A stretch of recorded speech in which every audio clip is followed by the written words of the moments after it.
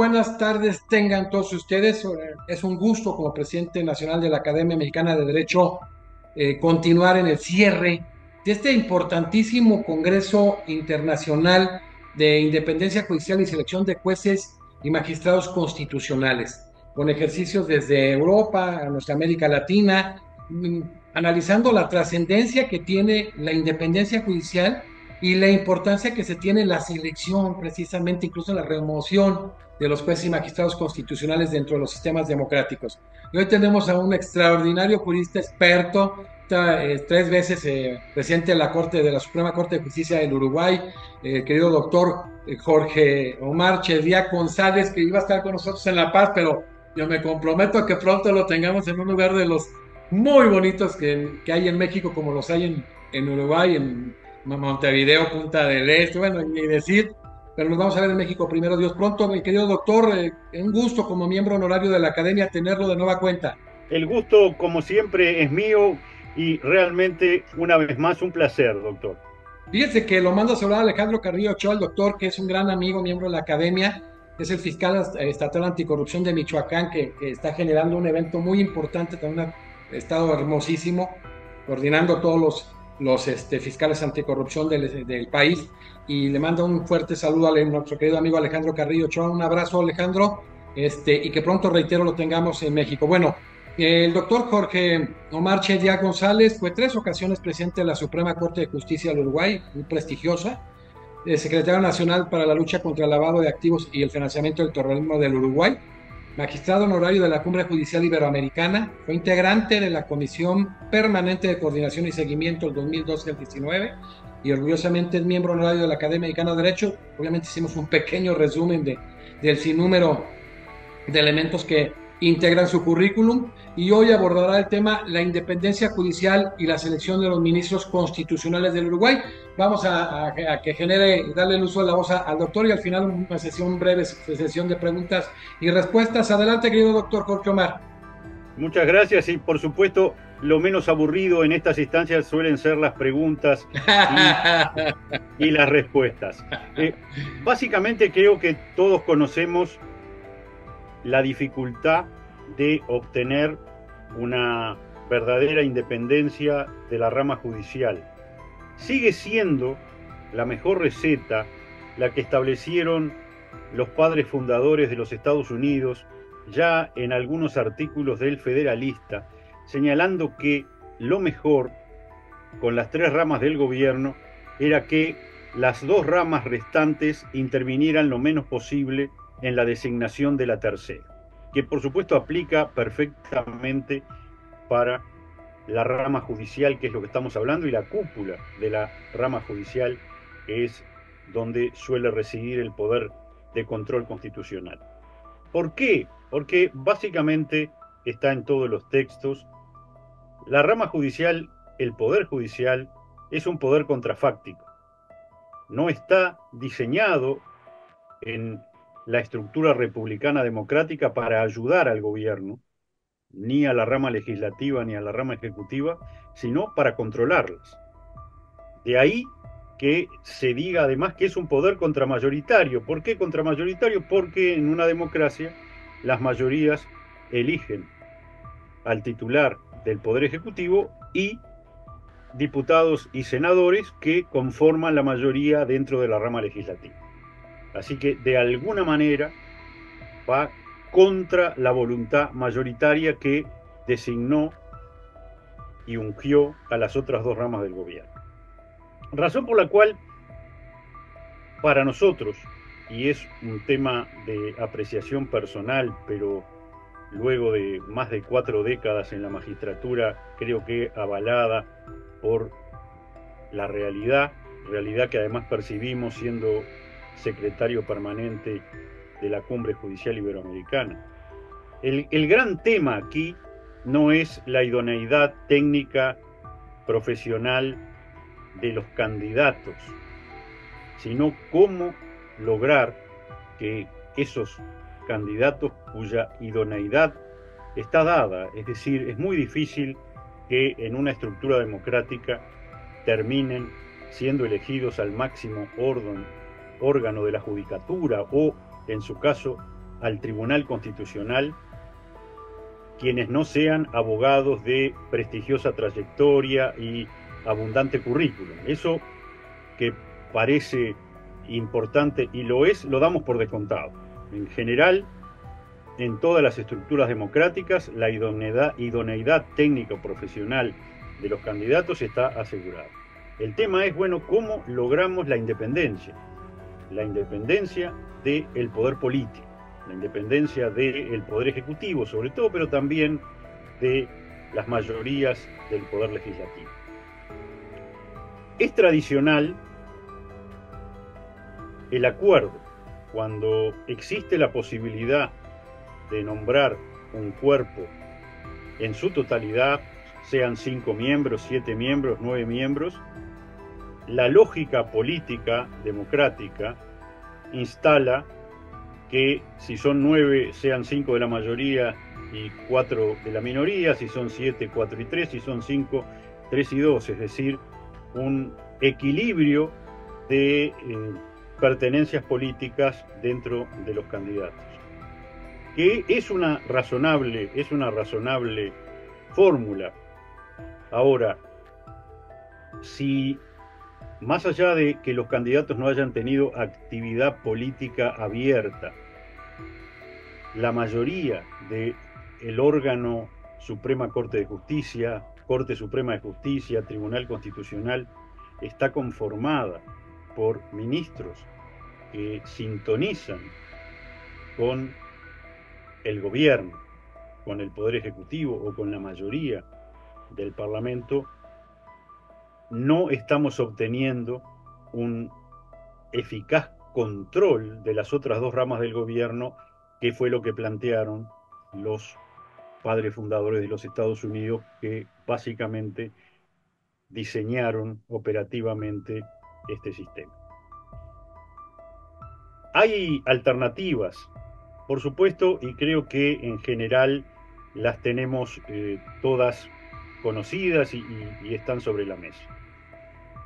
Lo primero es tratar de que los mandatos de los órganos de cierre de la rama judicial no coincidan con los mandatos de las otras dos ramas del gobierno. Básicamente, en nuestros países, las elecciones determinan renovación de los gobiernos cada 4, cada 5, en algún caso cada 7 años, no más que eso.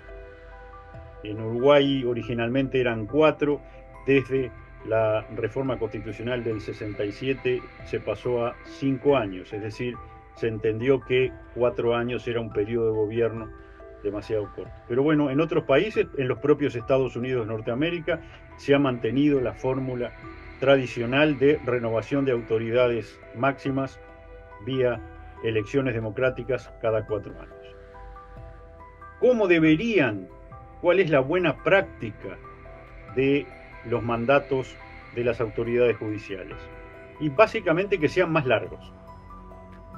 No parece la mejor fórmula, y lo ha demostrado la realidad, sobre todo en relación a los tribunales constitucionales, simplemente porque son de creación histórica más nueva que las propias cortes. No parece una fórmula de las más deseadas que el mandato de un ministro del Tribunal Constitucional o un ministro de la Corte coincida en su duración con el mandato, por ejemplo, del presidente de la República, de los senadores o de los diputados o de los gobernadores. Ya estaba planteado así, se aspiraba a que en los propios Estados Unidos al inicio, que hubiera renovaciones frecuentes de las dos ramas del gobierno políticas, del Poder Ejecutivo y del Poder Legislativo, pero que los mandatos de las autoridades judiciales tendieran a ser vitalicios. Por supuesto que se ha ido dejando de lado el término de mantenerse en el cargo mientras uno esté con las facultades intelectuales íntegras, y se han ido estableciendo periodos para los mandatos. El más común, 10 años, 15 años o hasta los 70 años de edad o hasta los 75 años de edad, que se ha ido confluyendo en no estar en los cargos de cierre de la rama judicial más allá de los 75 años de edad, aunque uno se encuentre con sus facultades intelectuales a pleno. Pero el denominador común es que sean mandatos que excedan el mandato político. Es decir, que, por ejemplo, un presidente de la República tenga que convivir con magistrados de la Suprema Corte de Justicia o del Tribunal Constitucional que fueron nombrados en el gobierno anterior. Que no tenga la posibilidad, que se da si el mandato es 5 años y además coincide con las fechas del mandato del gobierno, que no tenga la posibilidad de nombrar él o hacer un acuerdo político él para nombrar, para designar a las máximas autoridades de la rama judicial. En Estados Unidos vemos esa situación porque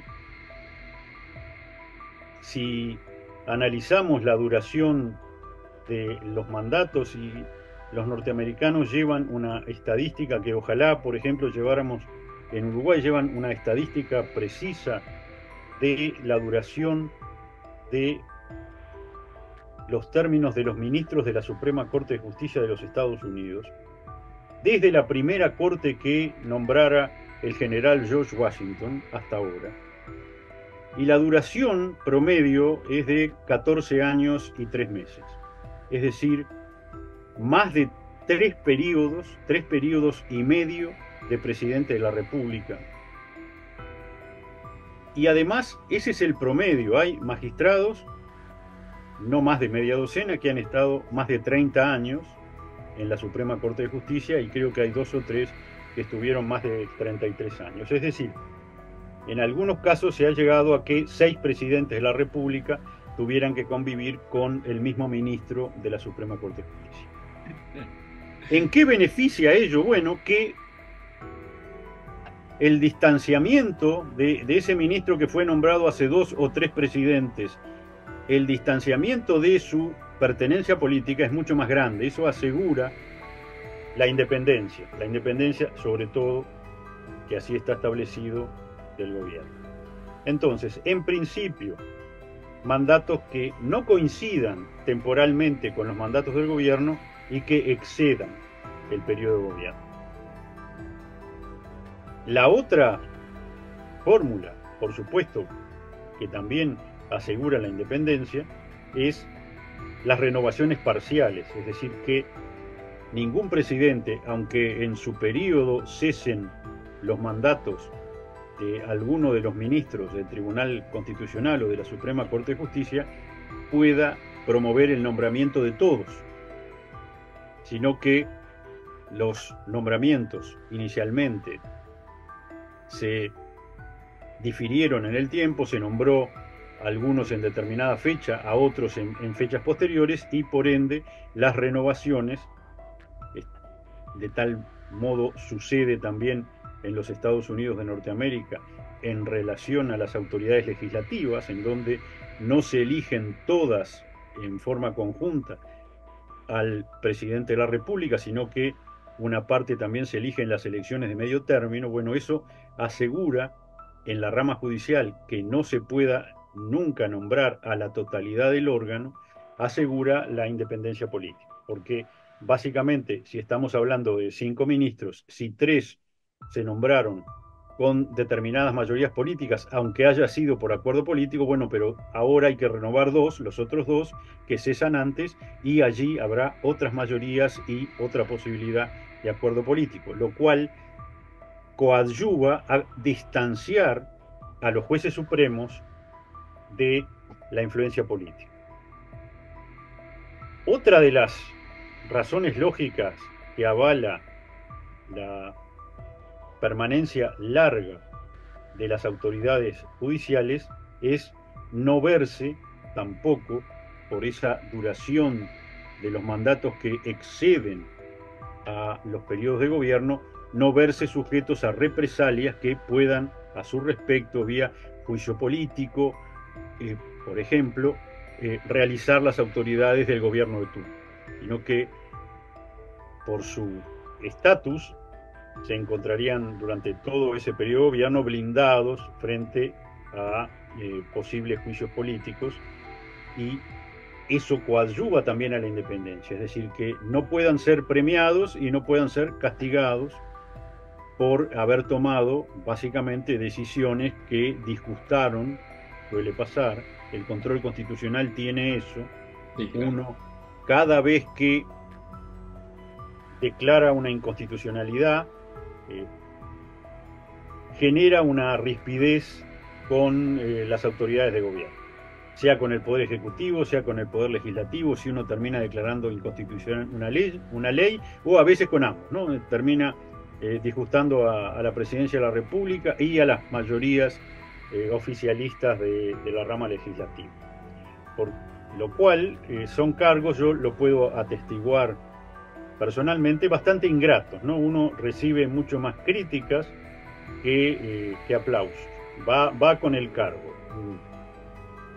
Forma parte del bagaje de estos cargos, y por supuesto simplemente hay que convivir con ello.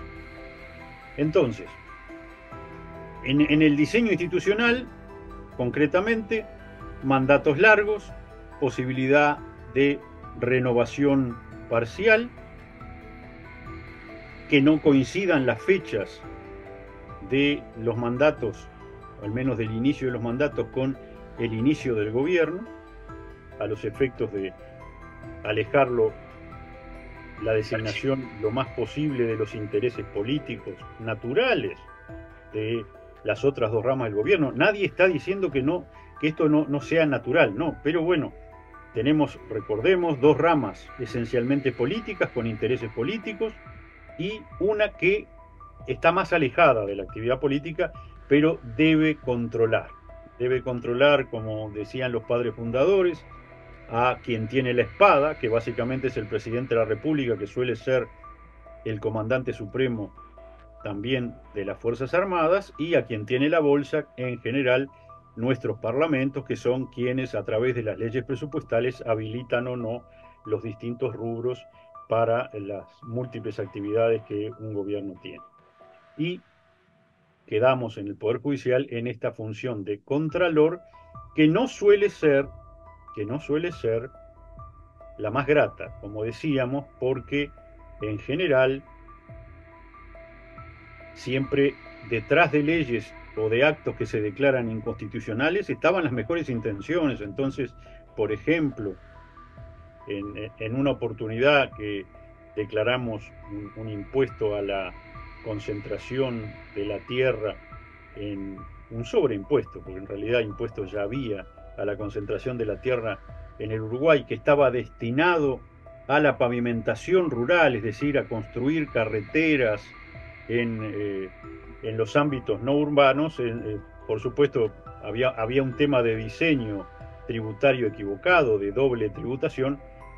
Anulamos la ley y se nos acusó prácticamente de conspirar contra las mejores carreteras en el interior del país, porque, por supuesto, la ley tenía, pese a ser inconstitucional, un fin loable, que era mejorar la caminería en el interior de la República. Pero bueno, decíamos, esto básicamente en el nivel de diseño institucional. ¿Se puede coadyuvar a distanciar aún más los órganos judiciales de su designación política? Bueno, primero, señalar que no hay alternativa a la designación política. No puede generarse una designación espontánea en una democracia de los magistrados. Los magistrados tienen que ser designados, y las alternativas también son bastante conocidas. Puede ser a propuesta del señor presidente de la República, con venia del Senado. De ser ese el mecanismo, tenemos una alternativa mejor que otra, incluso para la venia, si esa propuesta del presidente de la República, la buena práctica es que la venia sea por mayoría calificada, es decir, no por mayoría simple, que permita que la mayoría que acompaña al Poder Ejecutivo, que conforma el gobierno, pueda designar estos magistrados, sino por mayoría calificada, sean 3/5 o sea 2/3, de tal forma que nos aseguremos que deban existir votos de la oposición política para poder darle la venia al magistrado. Entonces, allí el gobierno se ve obligado a negociar con la oposición el apoyo a el ministro que propone a los efectos de obtener la venia que lo habilite a asumir el cargo. Así que si es por designación del presidente de la República, a propuesta o designación del presidente de la República, que se requiera en la Cámara de Senadores una mayoría especial. Cuanto más alta, mejor. Depende del país. En realidad, la diferencia entre 3/5 y 2/3, que en Uruguay se da para distintos cargos, es nada más que para asegurar que el gobierno no pueda designarlos, porque nunca en la historia del Uruguay ha habido un gobierno que tuviera 2/3 en el Parlamento y tampoco 3/5, sino que en el mejor de los casos mayoría simple más algún legislador. Entonces, debiendo en la génesis estar la designación, puede ser del presidente de la República, veremos alguna otra alternativa, que se requiera una mayoría especial para la designación. Uruguay tiene un sistema muy garantista, muy especial, porque no hay propuesta del señor presidente de la República, no hay intervención alguna institucional, constitucional del presidente de la República, sino que quien designa a los ministros de la Suprema Corte de Justicia y a los ministros del Tribunal de lo Contencioso Administrativo, porque en Uruguay la justicia administrativa tiene otra cabeza del mismo rango de la Suprema Corte de Justicia, que es el Tribunal de lo Contencioso Administrativo, que controla la regularidad jurídica de absolutamente todos los actos administrativos del Estado, incluso los de la Suprema Corte de Justicia. De hecho, incluso los del propio Tribunal de lo Contencioso Administrativo. Y allí vamos a un nombramiento por la Asamblea General. Ni siquiera por las cámaras, no. Por la Asamblea General se requiere que exista una mayoría de 2/3 en la Cámara de Diputados y una mayoría de 2/3 en la Cámara de Senadores, que actuando en conjunto puedan conformar los 2/3 de la Asamblea General para designar un ministro de la Suprema Corte de Justicia o un ministro del Tribunal de lo Contencioso Administrativo. Eso ha garantizado que los ministros estén alejados de la actividad política y que se distancie absolutamente la pertenencia política de la posibilidad de obtener los votos, porque básicamente siempre se requieren votos del oficialismo y de la oposición para nombrar un ministro, y nadie puede ser al mismo tiempo del oficialismo y de la oposición. Esa es básicamente la mejor fórmula que Uruguay ha encontrado para la designación. Es decir, prescindir del presidente de la República, de la influencia del presidente de la República, y exigir que los votos deban estar del mayor partido o de toda la coalición de gobierno y de parte importante de la coalición de oposición. Esa es una fórmula que a Uruguay le ha resultado extremadamente beneficiosa para el control democrático, y nos ha llevado, lo hemos dicho, yo suelo pasar el aviso, a esta situación en donde normalmente ranqueábamos en independencia judicial debajo de Canadá en las 3 Américas, es decir, medalla de plata ya que estamos en época de Juegos Olímpicos. y el año pasado pasamos a la medalla de oro, es decir, Canadá quedó en Sí, cara, ¿qué tal? eso no es poca cosa, ha sido No, no, no, y es un ejemplo, eso es para ejemplo para América Latina, qué maravilla. ha sido un gusto. Si usted me apura y me dice por parte de la sintonía fina, es más probable que haya habido algún pequeño descenso en la calidad institucional en el norte que una Pero mejor mantenerse respuesta. Uruguay en esa calidad institucional tanto importante es de ser un ejemplo para nuestra América Latina, ¿eh? Pero bueno, a nosotros nos ha dado resultado esta vieja fórmula que se fue volviendo más exigente, es decir, empezamos con la misma forma de designación en nuestras constituciones primigenias, pero lo que fue incrementándose históricamente es las mayorías. Eh, Básicamente se comenzó con que debía ser la designación, y tenemos países donde así sucede, por la Asamblea General por mayoría de miembros presentes. El tema es que a veces la mayoría de miembros presentes conforman un quórum que no representa la voluntad total del cuerpo. Entonces, con distintas modificaciones constitucionales pasamos y dice, bueno, vamos a no a hacer más difícil el nombramiento, y en vez de mayoría de miembros presentes, mayoría de integrantes. Con lo cual ahí nos aseguramos, porque el Parlamento del Uruguay tiene 99 diputados y 31 senadores, que básicamente, a grosso modo, se necesitaran la mitad más uno de la totalidad de los 130 legisladores.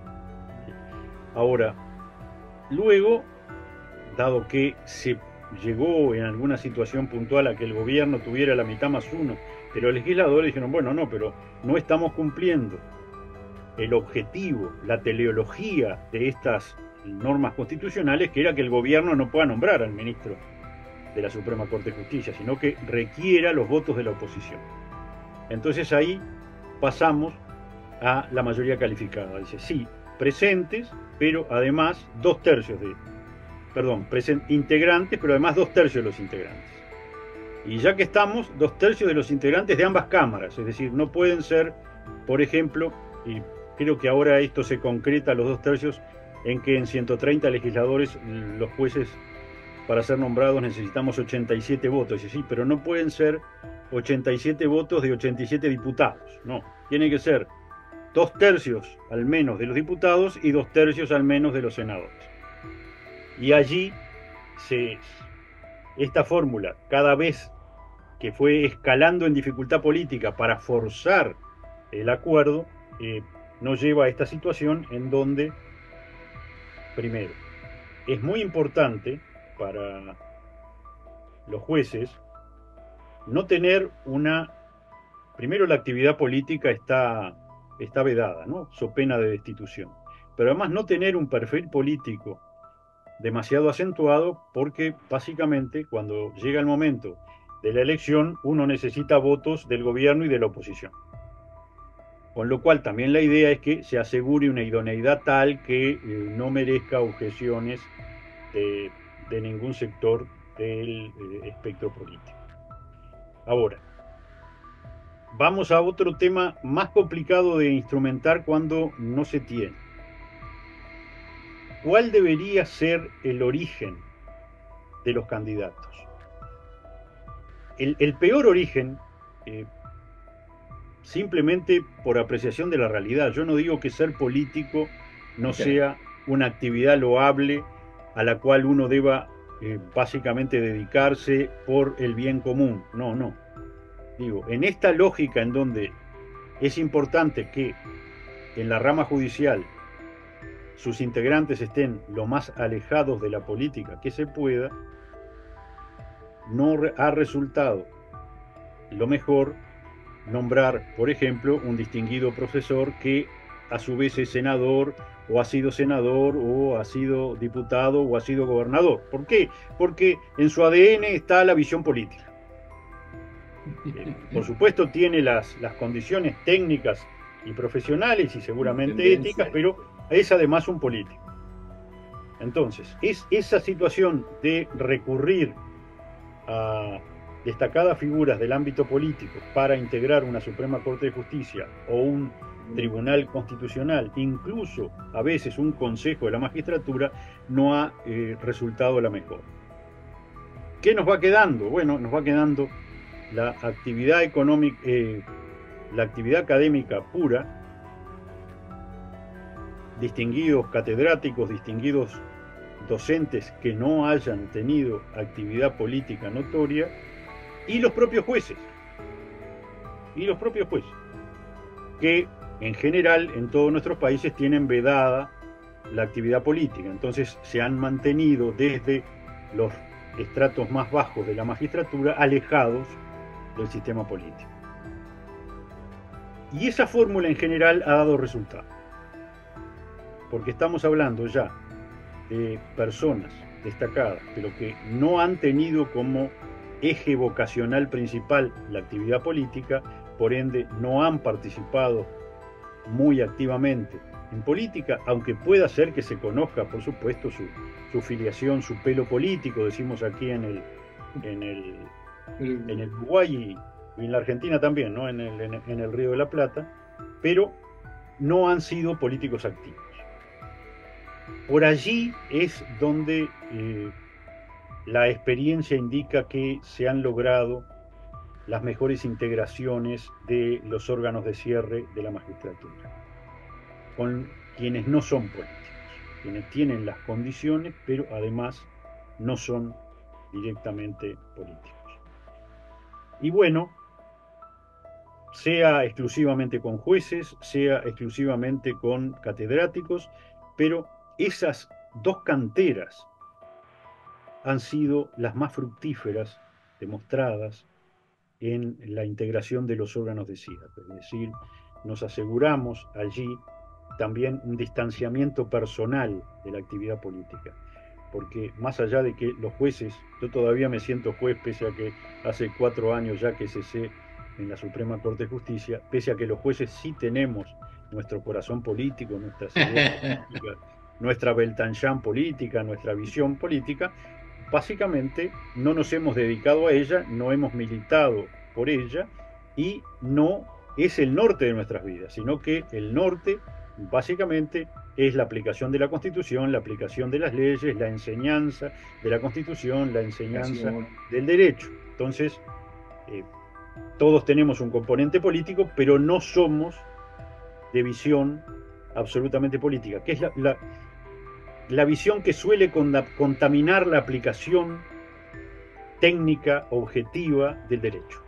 Entonces, con los docentes, con los catedráticos o con los propios jueces, obtenemos de allí candidatos distanciados del sistema político y por supuesto con grandes condiciones técnicas. Estamos hablando de básicamente los mejores abogados que suele tener cualquier jurisdicción, cualquier país. Así que allí podríamos ver una situación de preferir candidatos a igualdad de condiciones técnicas, candidatos no políticos, en relación a los candidatos políticos.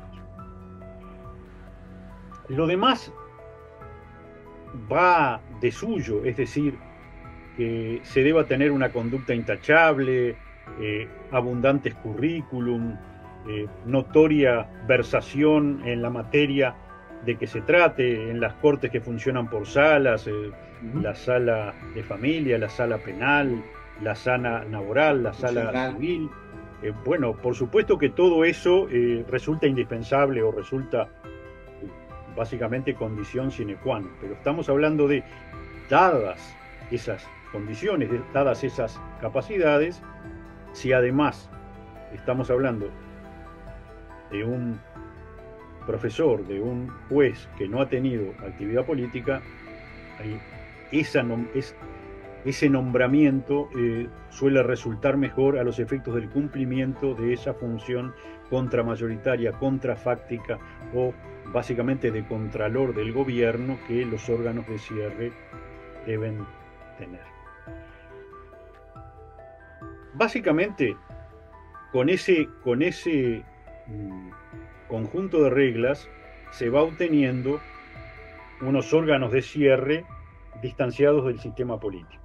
Y nos va quedando, porque allí debemos terminar hablando de la totalidad de la rama judicial, nos va quedando el resto de la rama judicial. Entonces, nombrados estos órganos de cierre de la manera menos política que se pueda, ¿cómo logramos que esa fórmula se replique hacia abajo, hacia los tribunales de apelaciones, hacia los jueces nacionales, hacia la judicatura de paz? Y las fórmulas no cambian mucho, no cambian mucho.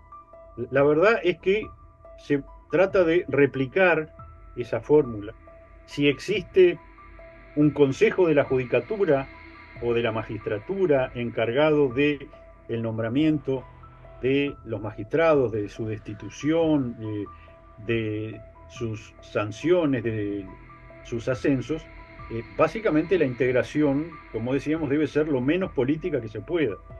Con lo cual, el mejor consejo de la judicatura o de la magistratura es aquel en donde la cátedra y la propia judicatura tiene una mayoría importante en relación a los miembros políticos, a los representantes básicamente de la rama legislativa que lo integren. ¿Para qué? Para asegurarnos también que en los nombramientos de toda la estructura tenga la menor injerencia posible la visión política. Porque volvemos, básicamente, si uno es senador, que son quienes normalmente integran los consejos, bueno, básicamente tiene una visión política. Se dedicó a la política, entonces su visión básicamente es muy política, entonces lo más probable es que prefiera un magistrado de cercanía política a su visión que a uno que esté más alejado. Eso se conjura y vemos que funciona mejor en las situaciones en donde la mayoría holgada del Consejo está conformada por los mismos magistrados, es decir, por jueces, si se puede, electos por los propios jueces, mejor, y por miembros de la academia. Y no la existencia, como ha pasado en algún país, de una mayoría de miembros políticos del Consejo. En Uruguay tuvimos Consejo de la Magistratura, pero fue una muy mala experiencia en épocas de la última dictadura y se volvió al régimen tradicional en donde la propia Suprema Corte de Justicia nombra absolutamente a todos los integrantes del Poder Judicial, con la salvedad del escalón inmediato inferior, que son los ministros del Tribunal de Apelaciones, en donde allí se requiere venia del Senado de la República, un poco lo que hablábamos. Entonces, la designación, la propuesta es de la Suprema Corte de Justicia, pero el sistema político, a través de las mayorías en el Senado de la República, tiene que avalar esa designación.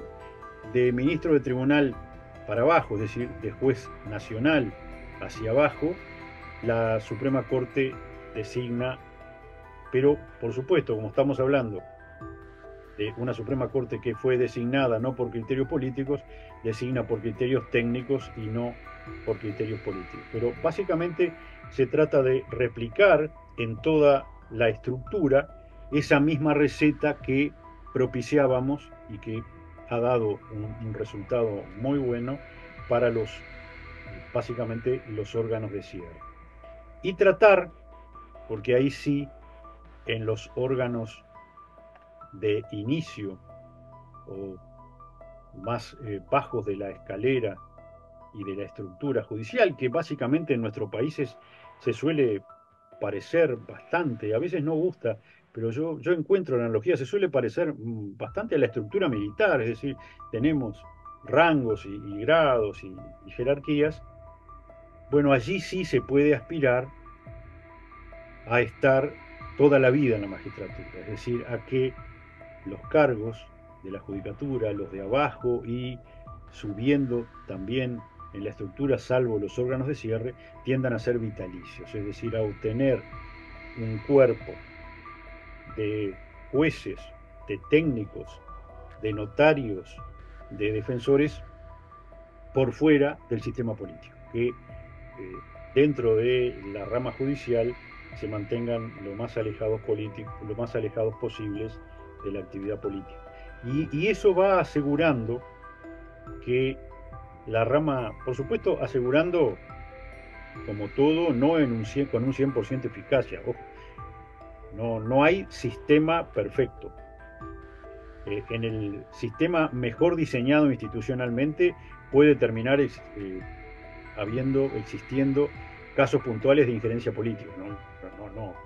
En las estructuras humanas la perfección no existe. Pero bueno, asegurarnos en la mayor medida que sea posible una rama judicial distanciada de ese poder político al que tiene que controlar, porque por supuesto a nivel constitucional exclusivamente en el Uruguay, por ejemplo, el control está en la Suprema Corte de Justicia, pero en relación a distintos actos del Poder Ejecutivo y los distintos ministerios, las intendencias, los propios jueces son aquellos que tienen que, en muchos casos, decidir si estuvo o no arreglado a derecho. Entonces estamos en la misma situación que en el caso del control constitucional.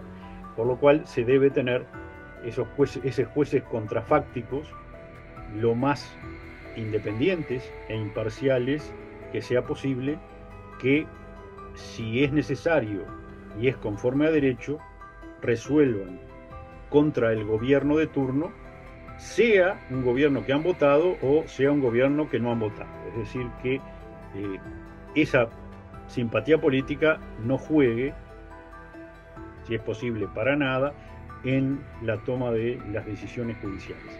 Ese es un poco el gran, en líneas generales y muy abuelo de pájaro, el gran problema de la designación y la designación exitosa de los órganos judiciales. Decimos, ya a esta altura de la evolución de nuestras democracias, la calidad técnica está asegurada. Todos tenemos universidades prestigiosas en nuestros territorios, todos exigimos títulos profesionales, todos exigimos posgrados. Por ende, eso básicamente ya está. El tema es, bueno, a ese conocimiento profundo del derecho, ¿cómo le agregamos que el candidato tenga una visión mayoritariamente jurídica y no política de los temas que tiene que resolver? Y reitero, fórmula mágica no existe. Simplemente la realidad ha demostrado que hay mejores prácticas que han dado mejores resultados que otras. Espero que más o menos no nos haya aburrido, doctor. Excelente. Vamos a hacer algunas de las preguntas realizadas. Excelente, porque es un tema fundamental en los sistemas democráticos, desde el momento de cómo asegurar precisamente la independencia judicial, el tema de la especialización de la magistratura constitucional, grandes retos del derecho constitucional, lo decía ya Ricardo Guastini, elementos propios del equilibrio de los poderes. Y aquí ¿cuáles son los principales elementos, ya lo adelantó, que caracterizan el control de constitucionalidad en el Uruguay? Bien, nosotros tenemos básicamente un control de constitucionalidad mixto, sí, claro, porque básicamente es un control de constitucionalidad absolutamente concentrado, porque solo reside en la Suprema Corte de Justicia. La Suprema Corte de Justicia del Uruguay tiene solo 5 miembros establecidos por la Constitución, es decir, no se pueden aumentar ni disminuir por ley.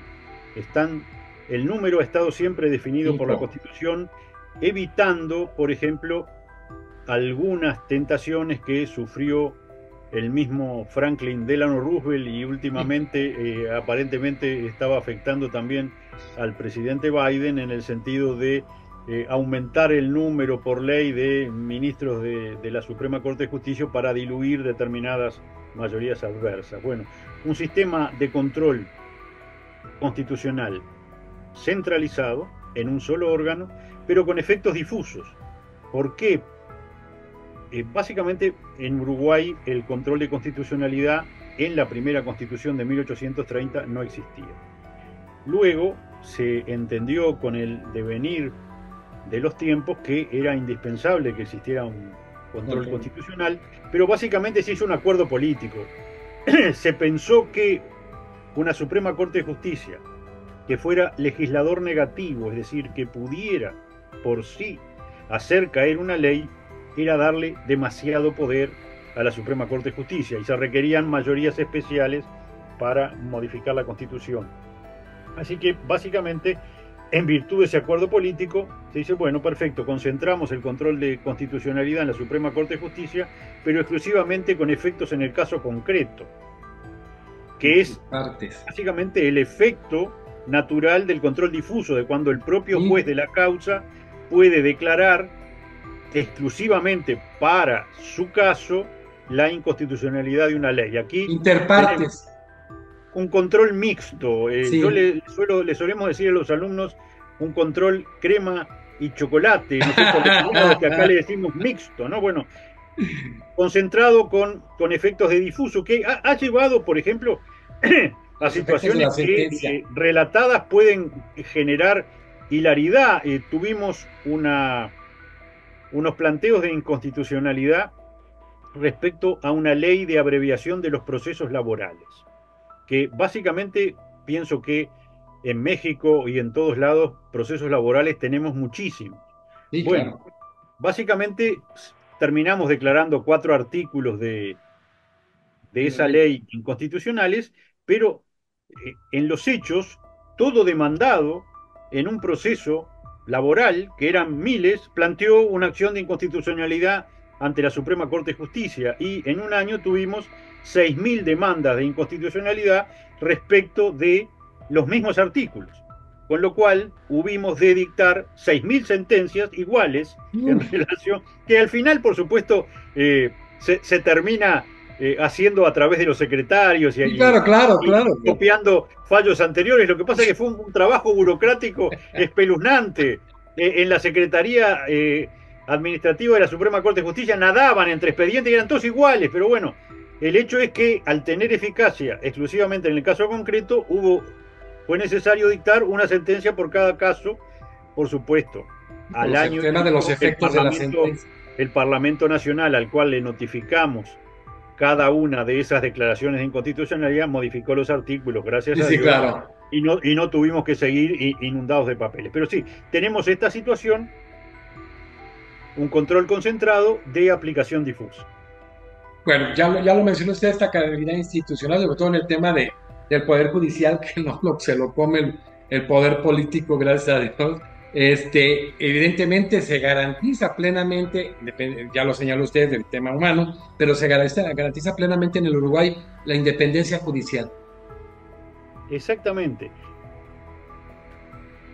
El modelo sigue siendo el tradicional. Yo sé que estoy, por supuesto, totalmente consciente, lo he visto funcionar, que ha habido unas evoluciones muy importantes en distintos países. Uruguay mantiene esa situación tradicional de Suprema Corte de Justicia que reúne todos los poderes en relación a la rama judicial, porque por supuesto no solo efectúa todas las designaciones, como decíamos, sino que decide todos los ascensos, decide todos los procesos administrativos sancionatorios y a su vez destituye. Es decir, lo que era en la mayoría de nuestros países la sumatoria de los poderes que solían tener las Cortes Supremas o Supremas Cortes de Justicia. Y eso se mantiene.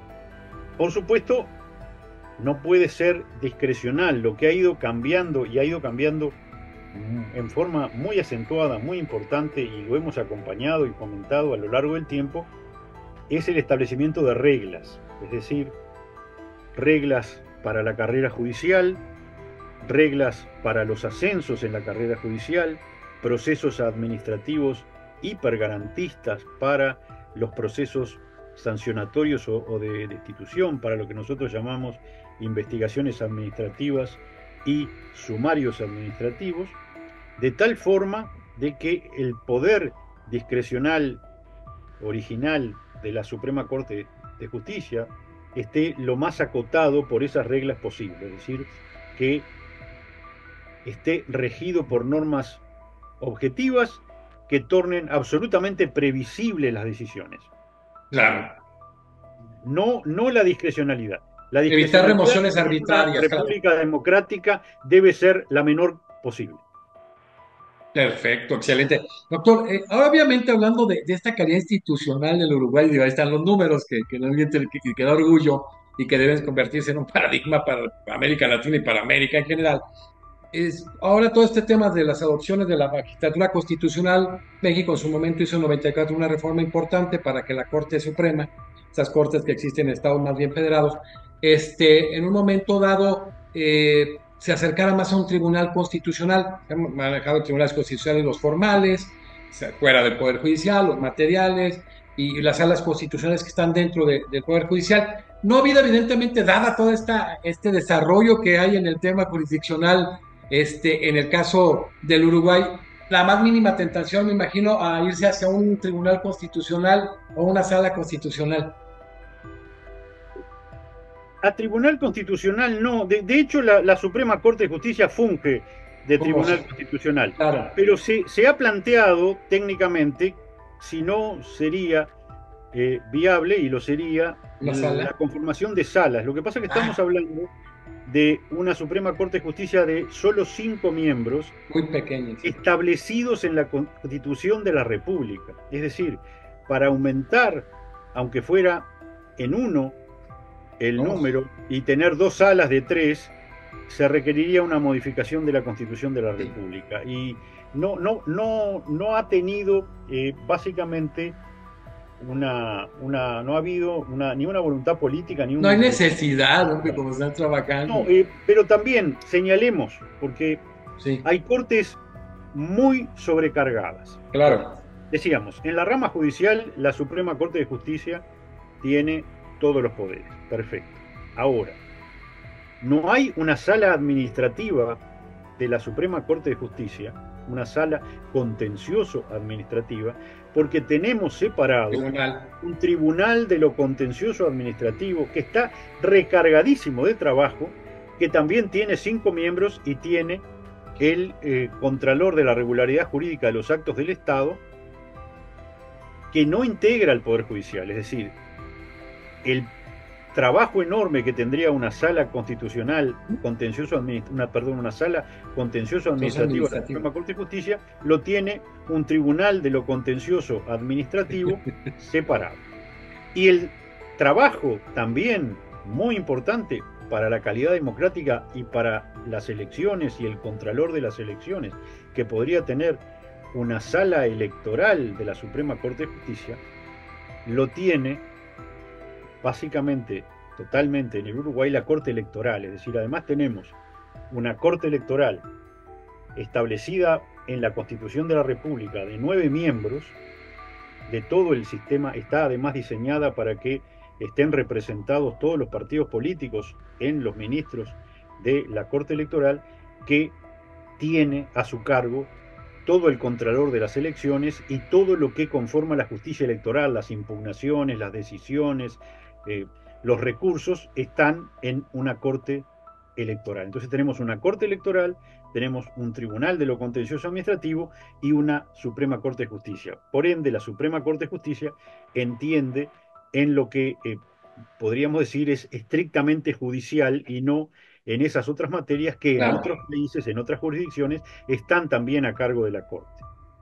Por ende, no está sobrecargada la Corte. Esa es por esta existencia de otros 2 cuerpos con mucho trabajo, sobre todo en el caso del Tribunal de lo Contencioso Administrativo, pero que están con absoluta independencia de los 3 poderes del Estado. O sea, no integran ninguno de los 3 poderes. Es un órgano extrapoder. Qué interesante y qué modelo tan interesante. Digo, ahora en este ejercicio Europa-América, en este gran ejercicio que hemos venido haciendo con gente muy calificada como usted, qué bueno que entendamos estos modelos y que veamos la eficacia. Doctor, hablamos del poder contramayoritario, qué interesante. O sea, el poder político, un órgano creado precisamente para controlar, para contener.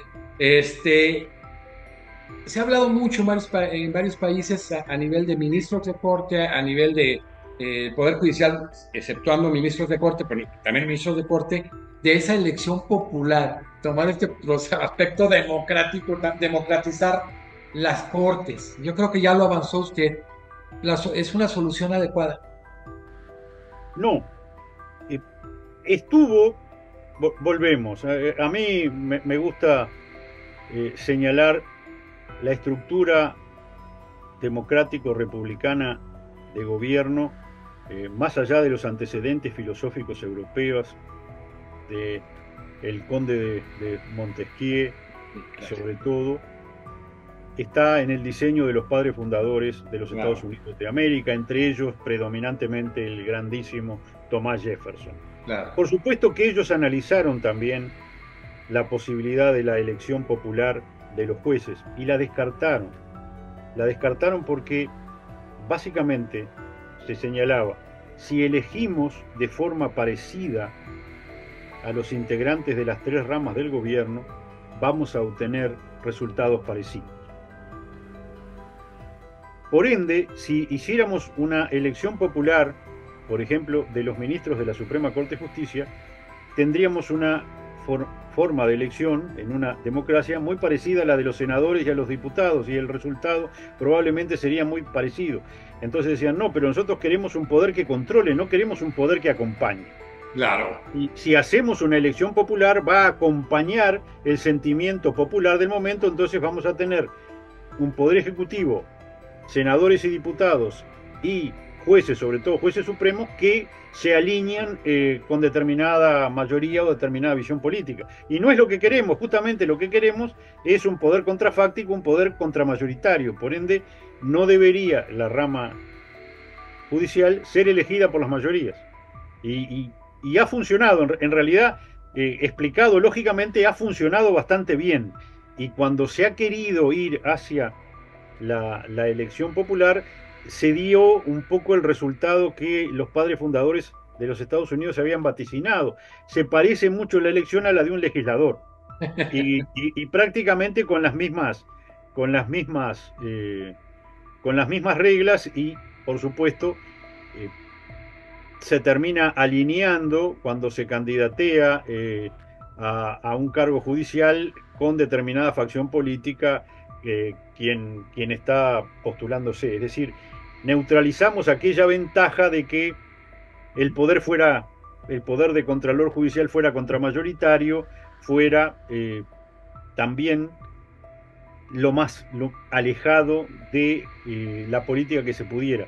La elección popular contamina de política, de visión política, la elección. Así que sigue siendo la mejor la fórmula original de tener una forma de elección para el Poder Legislativo y para el Poder Ejecutivo y otra totalmente distinta para el Judicial. Así que no ha dado buen resultado. No está en el diseño original y además no ha dado buen resultado ir a la elección popular.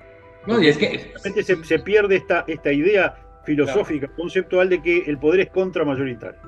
Sí, cuando hablaban de los frenos, que son los controles, de ser independientes al controlado, entonces es la misma esencia, se pierde, o sea, y qué interesante, doctor Chediak, cuando habla usted precisamente de los padres en Estados Unidos, porque si se bien la génesis puede encontrarse en contenidos de Inglaterra, no era tan definido los poderes y hay algunas cuestiones muy vagas. Ya el tema que se da en Estados Unidos, de alguna manera, nosotros que estamos involucrados con influencia francesa, española, en esos casos norteamericana, pues ese tema que se dio en el caso de los ingleses se diferencia a lo que ahora retomamos nosotros para la independencia precisamente del Poder Judicial, que es básica en la calidad democrática en los sistemas democráticos. Podemos concluir que la independencia judicial es un elemento básico de cualquier democracia.